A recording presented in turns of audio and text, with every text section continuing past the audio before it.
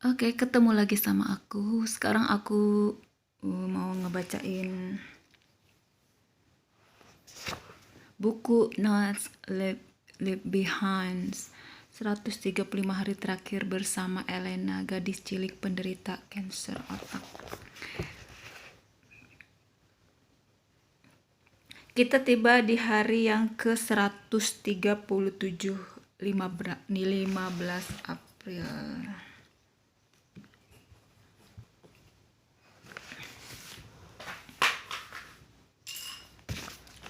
Oke, aku bacain dulu.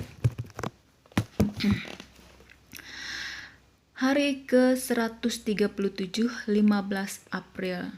Sebuah hari yang baik adalah relatif. Walau hari-hari itu tidak termasuk hari indah pada tahun yang lalu.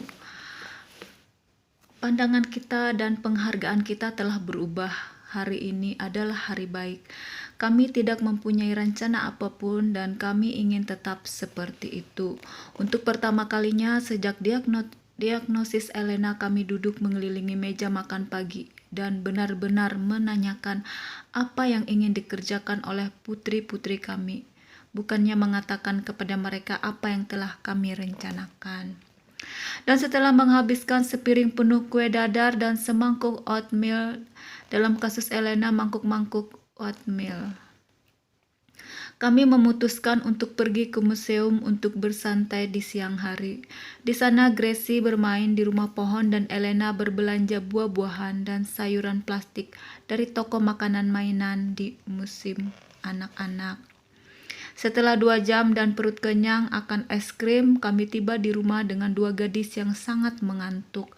Gracie masuk kamarnya untuk tidur siang selama 3 jam, sementara Elena memutuskan untuk bersantai dengan buku-bukunya dan duduk di dekat jendela menjorok rumah kami.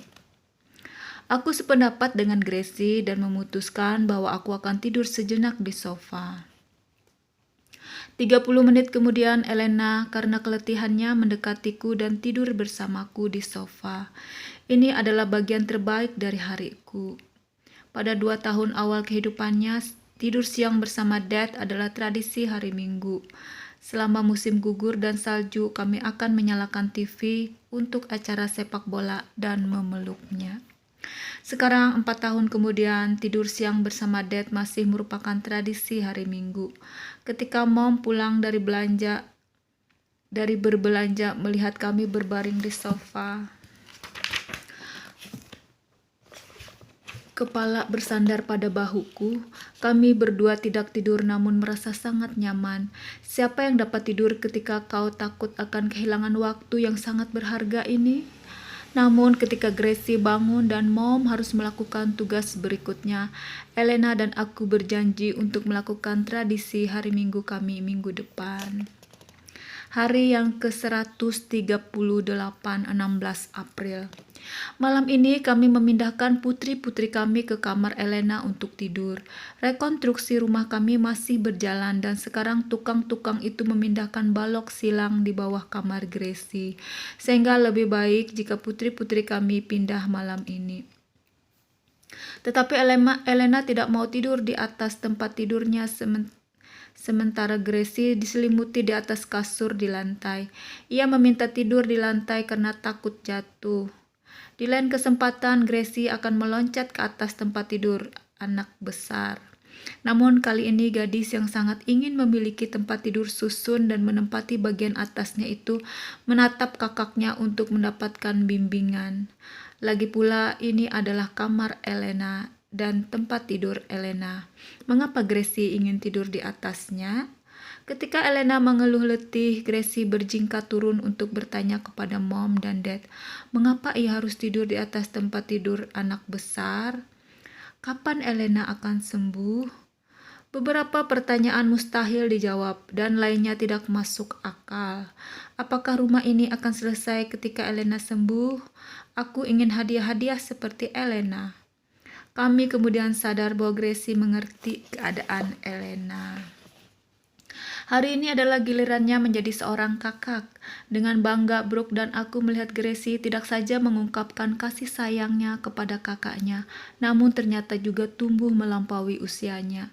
Di dalam foto-foto Gracie sekarang kelihatan Di dalam foto-foto, Gracie sekarang melingkarkan lengannya pada kakaknya dan menariknya mendekat, persis yang dulu dilakukan Elena padanya selama 4 tahun terakhir. Ketika kami di dalam mobil, Gracie sekarang yang membungkuk memasang sabuk pengaman untuk Elena dan memastikan Elena sudah nyaman sebelum kami berangkat. Ketika mereka menggosok gigi, Gracie sekarang membantu Elena membukakan tutup pasta gigi dan memencetnya di atas sikat giginya. Malam ini ia menyelimuti Elena di tempat tidur dan menciumnya di pipi. Gracie tidak saja berperan menjadi kakak bagi Elena, namun juga membantu teman paling terbaiknya di dunia. Aku tahu ini bukan terakhir kalinya kami akan memberitahu Gracie. Dan bukan juga terakhir kalinya ia gagal untuk mengerti perubahan pada kakaknya. Yang ku tahu Gracie tidak akan pernah mengecewakan kami ataupun Lenanya. Hari yang ke-143, 21 April. Sebelum cancer, kami juga menggunakan istilah before cancer, BC.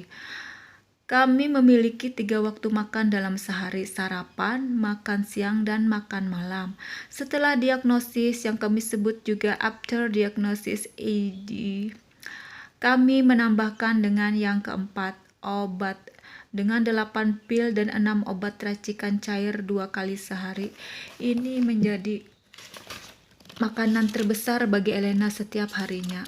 Kadang-kadang ia akan merasa kenyang hanya karena makan obat dan tidak mampu sarapan lagi.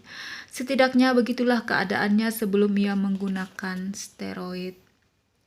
Yang semula hanya membutuhkan waktu 20 menit untuk menyiapkan sarapan sekarang menjadi 1 jam ketika Brooke bergegas ke bawah meramu koktail obat, sementara aku membantu mereka berpakaian setiap pagi.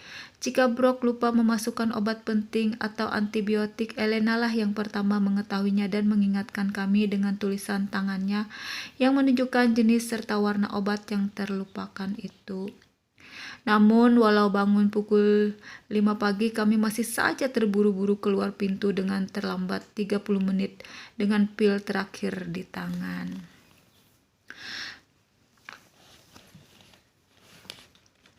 Salah satu yang membuat kami tenang karena Elena adalah jenis gadis yang makan sayuranmu dulu. Dengan moto, mengapa menunda hingga besok apa yang dapat kau kerjakan hari ini? Ia adalah seorang anak yang benar-benar memilih obat yang paling tidak enak untuk dimakannya terdahulu. Jika boleh, ia bisa saja memakan seluruh obatnya dalam sesaat, sehingga ia dapat terbebas dalam seminggu. Dengan mempertimbangkan bagaimana rasanya obat-obatan itu, ini bukanlah pencapaian sederhana. Brooke dan aku mencoba untuk membuatnya terdengar menarik dengan membandingkannya dengan rasa sarsaparilla atau permen karet, tetapi sebenarnya kami pun tidak tahan mencium baunya ketika menuangkannya dari botol. Bau yang paling parah berasal dari obat-obatan yang diracik dengan tambahan rasa supaya lebih enak oleh apotekernya. Walau tujuan mereka baik, hasilnya sering menjijikkan karena gabungan dan rasa buah ceri dan antibiotik yang tersebar di sebuah mangkuk dan baunya seperti bangkai sigung. Namun Elena meminumnya tanpa mengeluh, bahkan ia pura-pura bersulang ketika gelas-gelas kami bersentuhan dengan banyak mangkuk-mangkuk kecil obatnya. Lalu ia meneguk mereka hingga habis 6 kali dan bergidik cepat ketika ia berusaha menelannya sambil menahan penolakan dari ujung-ujung syaraf pencecapnya. Pulang setelah berada di rumah sakit seharian kemarin, Elena tidak saja terbebas dari 2 obat yang lebih keras, tetapi juga memperlihatkan keletihan yang luar biasa karena infeksinya. Jadi sementara Gracie dan sepupu-sepupunya bermain-main dan jatuh di atas jalan beton yang baru, Band-Aid sekarang menjadi persediaan wajib dalam keluarga kami. Elena hanya memandang mereka dari balik tirai di garasi. Hari ini ia lebih suka ditemani oleh orang-orang dewasa dan menolak segala kegiatan yang mungkin membutuhkan kekuatannya. Merasa agak malu karena keterbatasannya dan juga agak letih.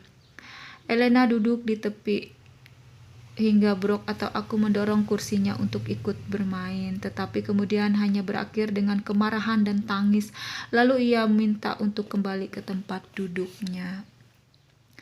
Hari ini kami mengalah dan membiarkannya bersantai dengan harapan ia akan cepat sembuh dari infeksinya, yang membuat kami harus kerap memeriksa suhu tubuhnya.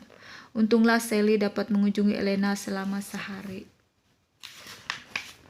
Maka dari pagi hingga petang Sally terus berada dalam pelukan Elena, dan Elena membelai-belai perut, telinga, dan punggung Sally hingga bulunya berbalik arah. Mulai sekarang kami hanya harus meminjam Sally. Hari yang ke-144, 22 April. Aku merindukan malam-malam tanpa tidur yang hangat. Bukan karena kami tidak lagi berbagi malam-malam tanpa tidur kami sekarang, tetapi sekarang sudah berbeda. Kami akan tidur pukul 9.30 malam dan mendengarkan suara anak-anak tetangga tertawa dan bermain saling kejar di halaman belakang mereka. Tentu saja ketika itu kami mengutuk segala jeritan dan bunyi kaleng ditendang, sambil bertanya-tanya orang tua macam apa yang membiarkan anak-anak mereka bermain di luar padahal hari sudah gelap dan besok harus pergi sekolah. Lagi pula kami harus bangun pada pukul 4.30 pagi. Tetapi aku akan sadar dengan cepat bahwa gadis-gadisku akan juga tumbuh dan mulai menyiksa tetangga-tetangga kami dengan jeritan dan kejar-kejaran walau hari sudah gelap, tetapi tidak pada hari sekolah. Maka aku membalikkan tubuhku, menutup telingaku, dan segera tidur. Malam ini aku mendengar jeritan biasa dari anak-anak bermain di luar jendela terbuka kami. Namun kali ini berbeda. Ketika aku seharusnya mendengar putri-putriku bermain di luar, aku hanya mendengar suara teman-teman mereka. Dengan Elena sakit, tidak akan ada permainan hingga larut malam, kejar-kejaran dan jeritan. Dan tanpa Elena, Gracie juga tinggal di dalam rumah di sampingnya. Ketika aku harus mengendurkan peraturan jam tidur, sementara itu aku membuat putri-putri kami mengira mereka terbiasa dengannya. Aku memaksakan pukul 7.30 malam adalah waktu tidur hingga Elena bisa mendapatkan cukup tidur untuk membantu penyembuhannya. Dan Gracie tidak pernah tidak tidur siang, selalu patuh dan menemani Elena. Pada pukul 8 malam, rumah kami sunyi. Gadis-gadis itu segera terlelap karena letih, sementara Brok dan aku duduk berhadapan di ruang tengah. Ia dengan rencana pengaturan makanan dan aku dengan jurnalku. 4 jam kemudian kami saling mengucapkan kata pertama kami malam itu lalu beranjak tidur. 4 jam kemudian kami sudah terbangun lagi, memulai proses itu sekali lagi. Itu jadwal ketat, tetapi untuk menghabiskan waktu setiap menitnya dalam sehari. Elena adalah tujuan kami dan segala yang kami lakukan harus mengarah ke tujuan misi itu. Malam ini setelah menidurkan putri-putri kami, Brok dan aku duduk di atas anak tangga teratas dari tangga rumah kami dan menyimak heningan dan menyimak angin bertiup melalui jendela-jendela rumah kami. Di dalam angin itulah kami mendengar bisikan pertama Gracie kepada Elena. Ia memiliki rencana. Elena akan menekan bel pintu yang tergantung di atas tempat tidurnya dan berbuat sesuatu yang keterlaluan. Tidak apa-apa, bel itu dipasang untuk keadaan darurat dan kebutuhan ke kamar mandi dengan cepat. Gadis-gadis itu menggunakannya sebagai tombol panggil pribadi mereka. Elena menekan tombolnya, maka aku masuk ke kamarnya berpura-pura khawatir. Namun ternyata Elena hanya mengatakan bahwa ia ingin roti bakar untuk sarapannya. Aku berpura-pura marah dan meninggalkan kamar. Bel itu berbunyi lagi. Kali ini ia ingin memastikan bahwa aku telah mengembalikan semua uangnya yang kami gunakan untuk membayar terapi jasmani pagi itu ke bank. Aku mengatakan padanya bahwa aku sudah melakukannya, lalu aku mengatakan padanya untuk hanya menggunakan bel itu jika darurat saja. Ia dan Gracie cekikikan. Begitu aku menutup pintu, kudengar bel itu berbunyi lagi. Aku menunggu. Berbunyi lagi. Aku menunggu. Berbunyi lagi.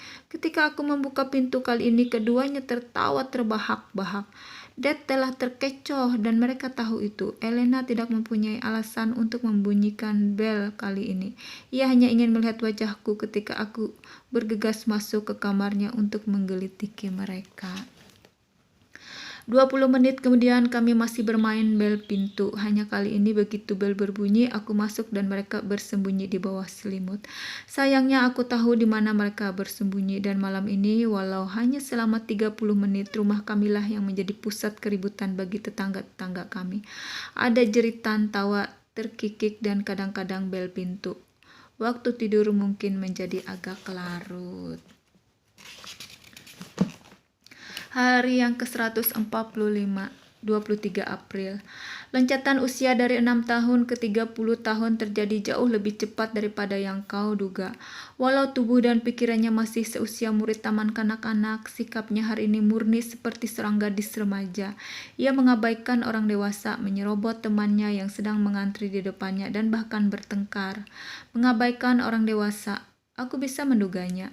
Ketika guru musiknya datang menjenguknya pada waktu istirahat, aku membenarkan perilaku itu dengan menjelaskan bahwa ia malu akan suaranya. Walau itu benar-benar di masa lalu, setelah mendengar Elena berbicara dengan temannya pada waktu makan berkudap, aku tahu seharusnya ia sudah terbiasa dengan bunyi dalam suaranya. Pendek kata, setelah gurunya pulang, kami menggunakan sisa waktu istirahatnya membicarakan bahwa walau sedang sakit, ia tetap tidak boleh bersikap kasar. Ketika kami berbicara, ia bahkan tidak menatap mataku, setidaknya ia sudah mendengarnya. Tampaknya Elena telah lebih banyak menguasai bahasa isyaratnya. Ketika suaranya tidak lagi kuat, ia telah menemukan cara unik berbicara dengan tangannya. Kesayangannya adalah isyarat melingkari telinganya dengan jari telunjuknya yang artinya kami gila. Hari ini aku menerimanya beberapa kali, biasanya ketika ia merasa bahwa aku memalingkan punggungku darinya. Kemudian ada istirahat mengibaskan tangannya seolah ia sedang menyapu kami. Ini biasanya dilakukannya ketika aku memperbaikinya atau memintanya untuk mencoba lebih kuat. Kukira aku tidak bisa marah. Lagi pula kekayaan kosakatanya benar-benar sedang berkembang, namun aku tahu kami harus memperbaikinya. Tanpa sikap positif, penyembuhan akan menjadi jauh lebih sulit. Ketika aku melihat kekerasan tekad dan kekerasan kepalanya, aku mulai berharap ia akan menjadi satu dari sejuta anak yang mampu mengalahkan kanser yang tidak mungkin dikalahkan. Lagi pula jika ia bisa mengalahkan aku, mengapa tidak penyakit kecil itu? Walau aku tahu ini adalah pandangan yang kacau, ini adalah kekuatan yang mempertahankan semangat kami. Tetapi kemudian optimisme bisa menjadi bahaya. Sebagai orang tua, jauh di lubuk hati aku mempersiapkan dirimu sendiri untuk sesuatu yang paling buruk. Aku melindungi dirimu sendiri. Kau melindungi. Sebagai orang tua jauh di lubuk hati, kau mempersiapkan dirimu sendiri untuk sesuatu yang lebih buruk. Kau melindungi dirimu sendiri. Kau melindungi hatimu. Kau melihat pemberontakannya dan benakmu melayang ke masa depan, pernikahannya, anak-anaknya, cucu-cucumu. Lalu kau terbangun dan sadar ketika itu masih hari ini dan kau masih berada di tempat yang sama dengan 2 menit yang lalu. Perjuangan itu untuk hari ini dan satu persatu. Harapanlah yang membuatmu kuat, tetapi harapan jugalah yang membuatmu berkecil hati. Maka kau melanjutkan hari mencari harapan, tetapi hati-hati, jangan terlalu jauh sehingga jatuh menjadi putus asa. Elena kuat, lebih kuat daripada aku. Jika ada harapan, harapan itu akan bersamanya. Sementara ini mendukungnya adalah kewajiban kami, juga mencintainya dan mengajarnya. Besok pertama-tama kami akan mulai dengan sopan santun. Oke, sekian dulu hari yang ke-146, akan dilanjutkan di video selanjutnya. God bless you, love you all my friend. Bye-bye.